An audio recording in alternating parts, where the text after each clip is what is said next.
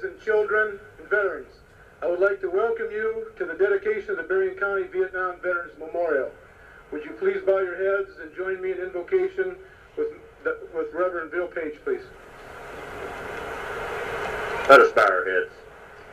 Our Heavenly Father, as we're assembled here together on this afternoon, in remembrance of all of those that gave their time and served their country when called.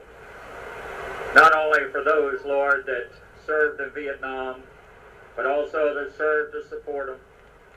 We ask that you look down kindly on each one and remind each one through the moving of thy Spirit that we all have a part in this trying time.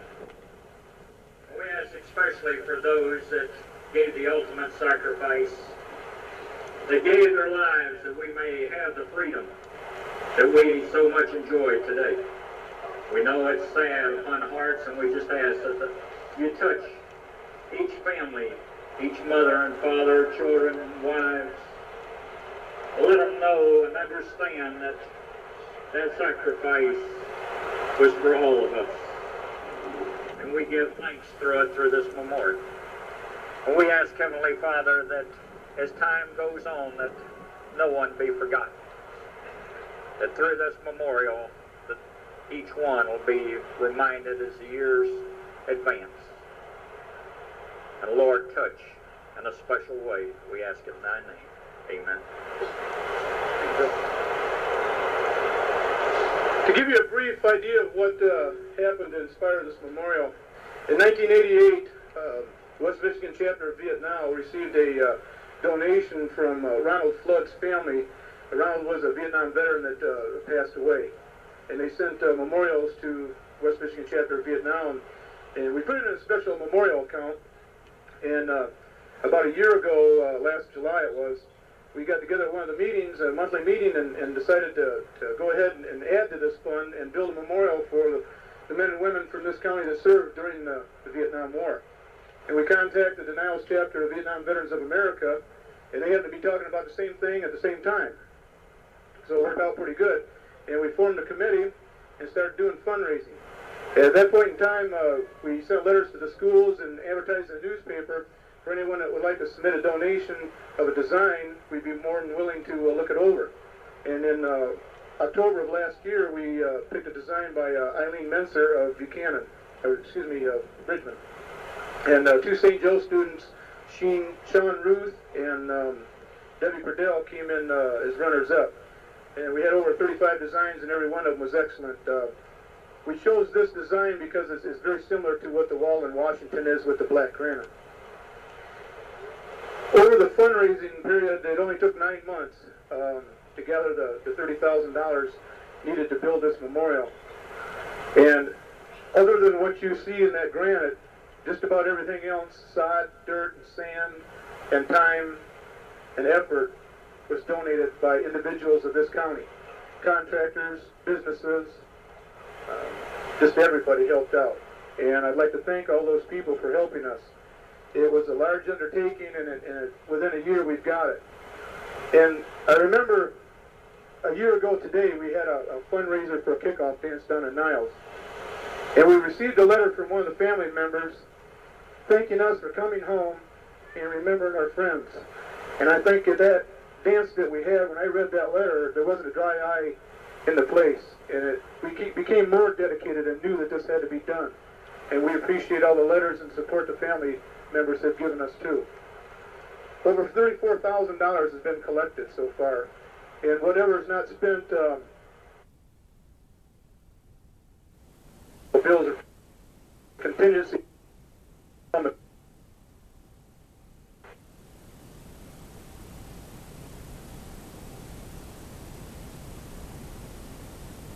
$1,000 as if they did 20 cents out of their pocket in one of our donation cans. It all helped to build this. And later on, when it's uncovered, anytime you come by here, you can know that you helped build this. There was approximately 6,000 people from 1959 till 1975 that served in this county during the Vietnam War. And for all of those people and myself, I thank you very much. Last summer we had the opportunity to get involved with the Make-A-Wish program. And at the Blossom Parade last year, we met a young man by the name of Joel Wertenberger. Joel, will you come up here, please? Every day Joel shows courage, and we figured his courage was the same courage that we had as veterans when we were protecting our country. And when this memorial was built, there's large saws that cut the granite. And we had an extra chunk of this granite sent up here, and that's what you see in these buckets. And after the ceremony, we would ask that you let the family first, and then veterans, and then all others come up. And we have more than what's in this bucket, so there should be plenty. But the first piece of granite that we would like to go to for Joel is this one right here.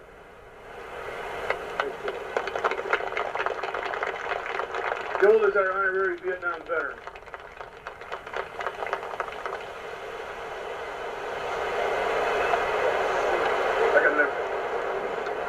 I would like to have Eileen Menser and Bill Cooper come up here, please. Eileen Menser gave us a drawing similar to what you see here, and once we decided on this drawing, Bill Cooper volunteered his time and help to construct it. It's had a few changes since the original design, but it's basically what Eileen designed. It's very simple, it's very plain, it's very beautiful. You'll know that in a few minutes here. And we would like to present a plaque to both Bill Cooper and Eileen Menser.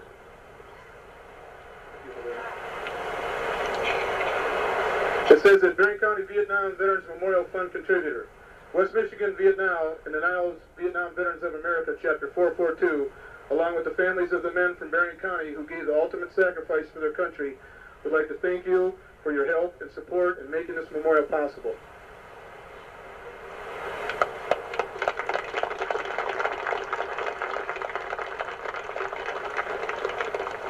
In November, a few of us went to the city of St. Joe and submitted a design to them at one of their board meetings. At that time, there was a gentleman by the name of Gillespie that was a board member. He is now the mayor. He brought up the proposal to give us the Bluff, and that's what it was, give us the Bluff. Anywhere we wanted this, we could have it. This site was basically chosen because there is a World War I memorial right behind some of you there. Another reason is, I don't think there's anything prettier in the whole world than watch sunset go down Lake Michigan. And hopefully, when the sun goes down, we'll be able to see it here real well. Could I speak to Mayor Gillespie, please, and Bill Sinclair? Mayor, I'd like to thank you for the time and effort you put in. And also Bill Sinclair, he is the city manager, and he and I became very good friends over this ordeal here. Bill, thank you. We're proud to have it here. Thanks for coming. I'd like to thank Johns for him giving me the privilege of working with him on this. Lozowicki, your turn. Mary McCramer from the Vietnam Veterans of America in Niles does cross-stitching. She did a little cross-stitching that you're going to see here in a few minutes. It's going to be presented to Lois Sawicki, who is the chairman of our county board. She promises it will be hung in the courthouse someplace. There's a cross-stitching.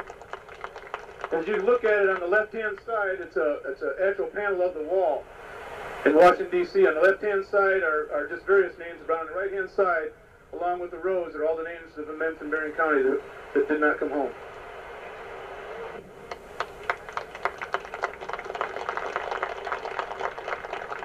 It is beautiful, and I'll give it to Otto Grau, who will put it in the right place in the courthouse. And Otto not only knows the good spots, but he's no stranger to war, death, and unsung heroes. And I do want to say that maybe now these special young people will rest more easily because they will be among Mr. Lincoln's honored dead. Thank you.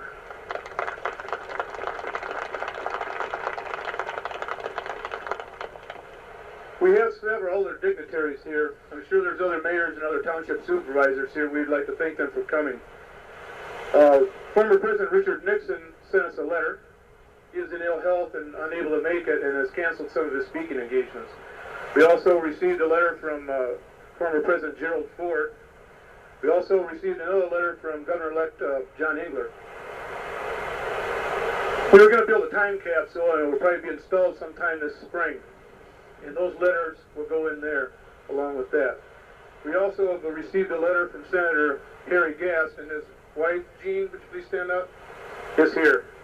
Due to the inclement weather, we're going to have to get along with the program, but it will go in the time capsule, I promise. And also, I see another young man over there with a tie on, Congressman Fred Upton. Fred, thank you for coming. We appreciate that. Now I'd like to introduce Barry Bundy, who is the president of the West Michigan chapter of Vietnam. Wow. We haven't seen this many people together in a long time, especially for us guys. Thank you. I'll tell you that. 4 years ago, I had nothing to do with veterans, and I went to a reunion down in Kokomo, and when I got back, I thought it was time that Berrien County got a group together and got us back together. Myself and a gentleman from South Haven met and formed this chapter here in Berrien County. Not solely, but we did start the initial thing, and it wasn't without the help of all the other gentlemen here. Vietnam stands for Vietnam. Vietnam was 20 plus years ago. Vietnam is today. We were together then. We're going to be together again today. It's a non-profit organization. It's Vietnam era and Vietnam vets are members in it. I'm having a hard time speaking here, but I believe if Bob Farabee is here behind me, I'm known to fly by the seat of my pants and deviate from the rules. Well, I'm going to do it right now. Bob, would you step up here? And John, please come back up here. This gentleman, John Street, has, in my opinion, put his family, his job, and everything on the line for this memorial. If it wasn't for John Street, I don't feel we would have accomplished it as fast as we did. Most of the members don't know this is going to happen right now, but I made a little agreement with Bill Cooper, and we're going to recognize John at this time. John, from all of our hearts, we want to present you with this piece of the rock and the crate that came in.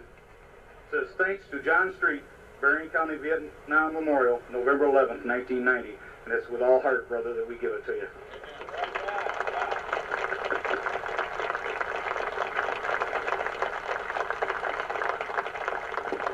At this time, I'd like to introduce Larry Davis, President of the Vietnam Veterans of Chapter in Niles. Thank you.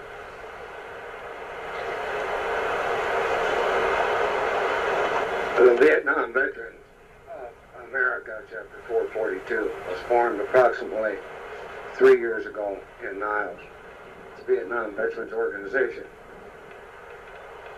who accepts Vietnam-era veterans and country veterans, which we see no difference. It makes no difference where the veteran served. He is still a veteran. One thing that we recognize and strongly support is the fact that we have live POWs left in Southeast Asia. This was confirmed by a Senate investigation 2 weeks ago, chaired by Senator Jesse Helms. And as I read that committee report, it made me wonder why that our government would leave live Americans as prisoners. I cannot accept that. And each of us that is here, and especially you veterans, you cannot accept that. What can you do about it? The people in this district can let our congressman, who is a good congressman and supports veterans' rights, Mr. Upton, let him know how you feel. Write him a letter. We say, bring these people home. And to all the veterans, we say, welcome home.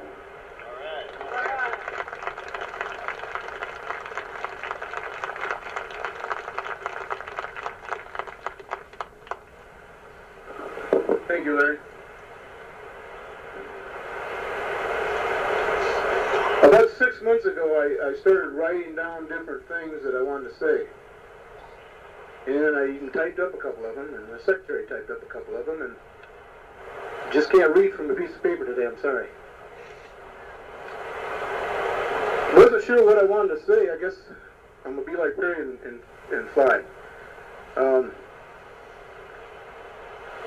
The Vietnam War separated this country more than any other war ever did. It was the longest war that was ever fought by this country. And back in the 60s, you had hippies and the Beatles and the Beach Boys.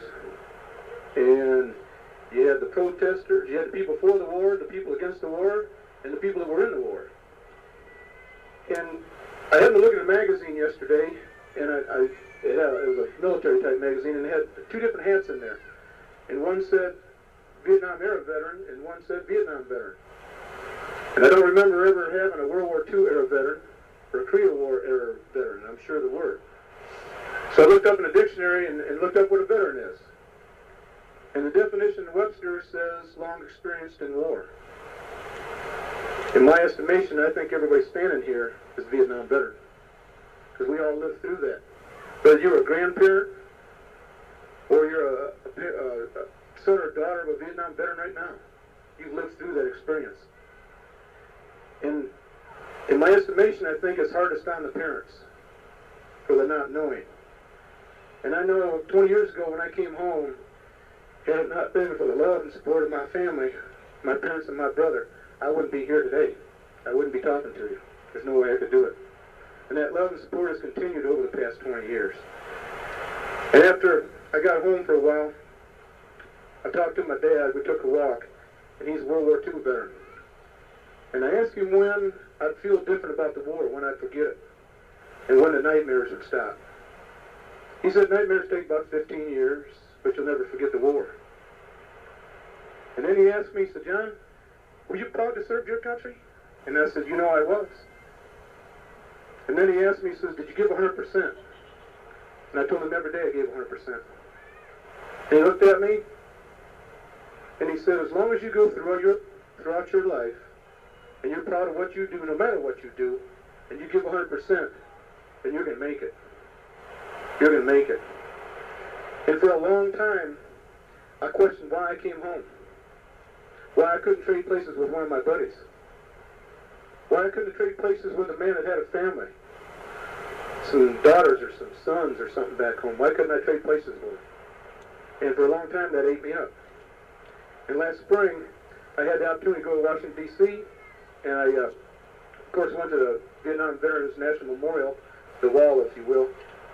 And when I walked by those 59,000 plus names, I finally realized something, that they're not mad at me. Those guys and gals on that wall are not mad at me. They're glad I came home. They're proud of me. They're proud that I served my country. They're happy that I come home. They're happy that I have a wife and 2 children. They're happy. And why shouldn't I be happy for me too? And it took a while for me to really realize that, but I just gained over 59,000 friends. 59,000 friends I've got. I found that out this spring. And when I go to work in the morning, I have the pride, because I am a Vietnam veteran, I got 59,000 people standing behind me giving me that 100%. And that's the thing my dad told me 20 years ago. The same thing.